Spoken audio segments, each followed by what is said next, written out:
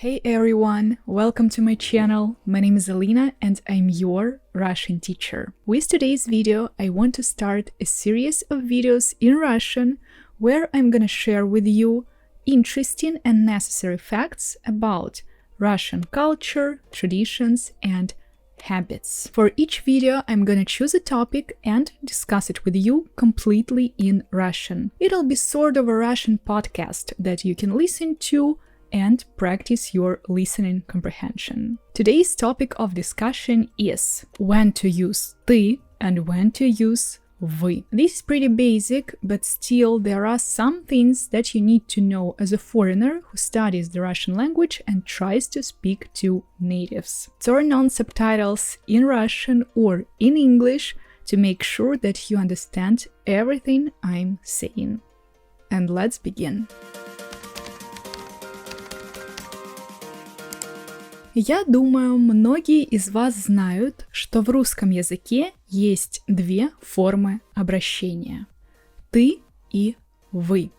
Давайте вместе разберемся, в каких ситуациях мы будем использовать ты и в каких ситуациях вы. Выбор между ты и вы всегда зависит от того, насколько мы знакомы или насколько мы близки с человеком, с которым мы разговариваем. Когда мы общаемся с близкими людьми, такими как семья, друзья, или с людьми своего возраста, мы говорим на «ты». Это более неформальное обращение, которое используется в неофициальной обстановке. Но когда мы разговариваем с незнакомыми нам людьми, с людьми старшего возраста или с группой людей, мы всегда будем использовать форму «вы».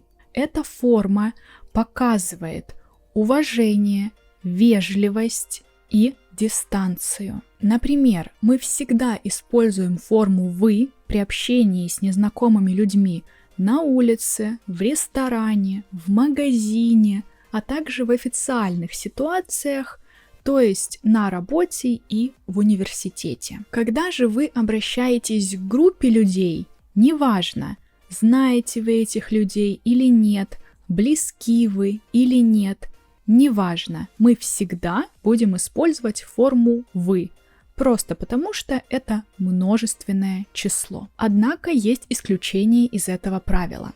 Например, молодые люди одного возраста очень часто в неформальных обстановках сразу говорят на «ты». Это может быть вечеринка, клуб по интересам, разговор на улице. Таким образом создается дружественная обстановка. В любом случае выбор между «ты» и «вы» всегда связан с уровнем вежливости или близости в отношениях.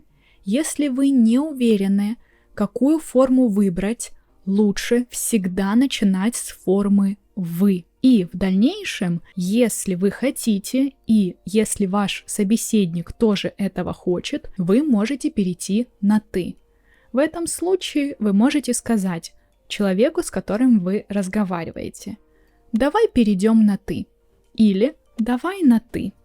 Таким образом, вы предлагаете вашему собеседнику говорить неформально. Я, например, на своих индивидуальных уроках всегда общаюсь со своими студентами на «ты», и мои студенты тоже обращаются ко мне на «ты».